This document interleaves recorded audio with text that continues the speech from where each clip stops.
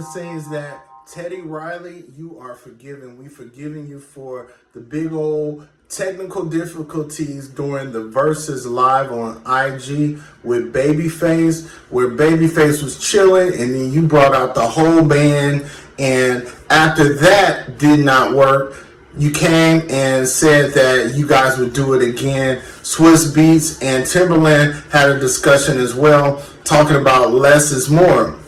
So, Babyface and Teddy Riley did a rematch. The rematch was potent. It's the way it should be on that kind of platform. We're all in quarantine. We don't need the big spectacle. All we needed was legendary artists coming together to celebrate themselves versus having a big old versus battle. It wasn't like that.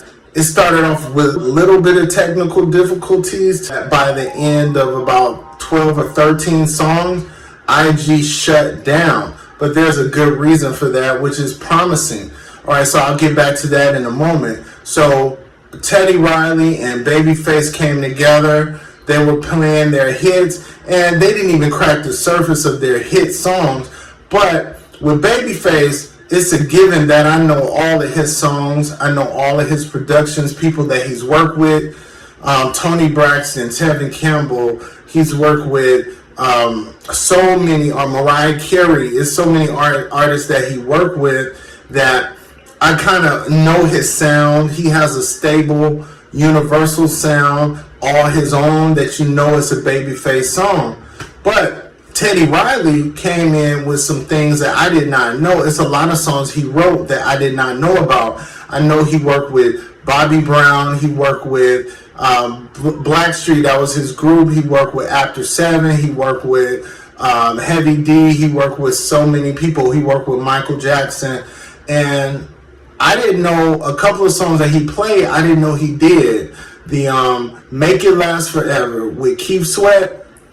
I didn't know he did that song. That was like the song of the latter part of the 80s. Brings me back to when I was a little kid. I used to hear that song all the time. They used to play it on the radio nonstop.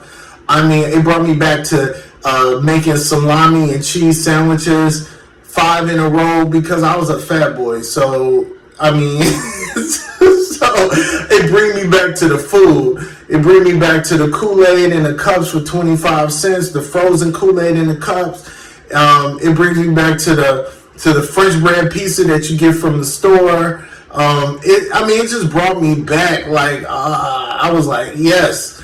And then he played Foxy Brown, which I didn't know he did that song either. It was, ooh, baby, gotta get you home with me tonight. That song, that song, I remember that was a cool song too, but I didn't know he produced that.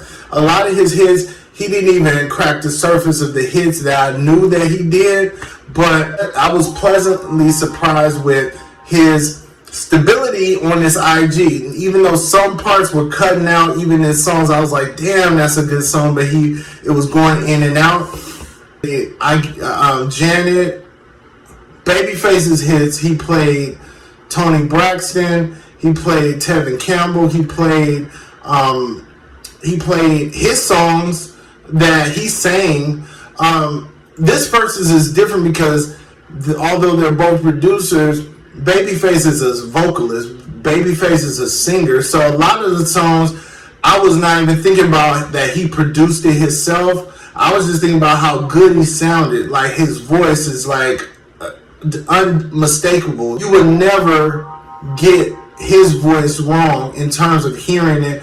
You would know who his voice is. It's easily recognizable. Teddy Riley is more of a producer. He sang a little bit, but he's more known as a producer, arranger, and he actually is a king of New Jack Swing. Alright, it's a certain sound that had horns, it had break beats, it had all kinds of rhythm and melody in it. That's a sound that he came up with. Rump Shaker, all of those songs, even though he didn't even get to that. I mean, it was so many songs on this part too, but the reason why they only went up to about 12 songs a piece is because IG Live crashed, because almost 4 million people was trying to get in to see it. So even Swiss Beats and Timberland, from their interview of what they did together after, they were happy about the success of it because that was success. They had no advertisers. Then you got almost 4 million people going into a live, which is unheard of. It broke the internet.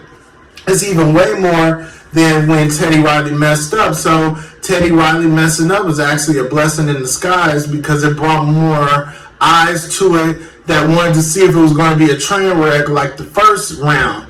The second round was the way it was supposed to be, and it gave you the idea of great music coming back and forth.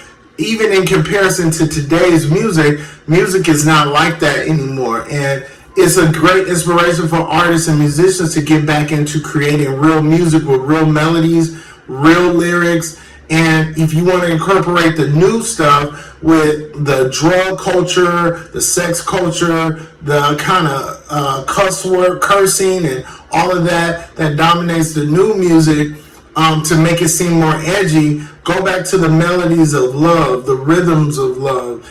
It gives you so much, ammunition for other artists to get together. You got them wanting to have Dre and P. Diddy go head to head. That would be great.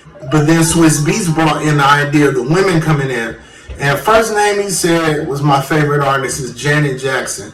Put her up against somebody. You had Missy Elliott thrown in there. I would like to see the rappers like Queen Latifah versus MC Lyte or something like that. Put all their songs back to back to back. And you're celebrating them, and I like what Swiss Beats said, giving them their roses while they're still alive. And it's a good celebration of the music as well. And it gives the new generation ammunition and fire to create timeless music that won't just go away after a summer. The collaborations are endless that you think of. I would like to see Madonna and Janet Jackson go head to head. Not because it's definitely always been something that people wondered about them too, why they don't like each other, or maybe they do like each other, but they just don't be in each other's realm. But then you have people like Mary J. Blige. I would like to hear Mary J. Blige with any artist. Toni Braxton versus Anita Baker. Something crazy. Mariah Carey versus, maybe Celine Dion. Or you could do a lot of different collaborations. There's just so many that comes to mind. People want Pharrell versus anybody. I've heard names thrown in the hat. They can even do a posthumous show with artists that passed away, like Luther Vandross or Michael Jackson versus Prince. It's so much that you could do with this platform, and the specialty about the platform is just not a regular generic show that was on TV. It was birthed out of the quarantine, so that makes it special because everybody's kind of going through this together, worrying about what's going to happen with the future. And this took me away from that for about over an hour. It took me away from that, and it could have kept on going with their little stories behind the songs, and Teddy Riley fucking it up a little bit, but he didn't go that far. I was like, dude, just sit down like Babyface. Look at Babyface. Follow him. But altogether, it gave birth to a good idea in terms of something that they can keep on going for a while with a lot of momentum and hype behind it. I hope they continue it on. I do want to see Dre and P. Diddy go head to head. That would be something to see. Even groups like New Edition, they can go. I would like them to go against the white bands. Go against the boy band. Go against New Edition or Backstreet Boys or NSYNC. I want to see a battle. Like let's do it. Let's go. Like that's what I want to see. As far as the energy of it, it was way better than the first part where it was a lot of echoing. This only had a little blemishes, but the main reason of it being shut down was because 4 million people was trying to get up in there. And that's a good look, especially with no advertising. You let me know, Teddy Riley, he really did come through. on this the way he should have came through the first time. You let me know, who do you want to see versus? Who do you want to see go head to head? Doesn't have to be just producer. It could be a singer and a producer. Or just, I mean, this proved that a producer went against a producer singer. A songwriter versus a musician. I want to see John Legend up in there against somebody. Let's see who can be a versus great and match the success of the Babyface and Teddy Riley collaboration or versus episode.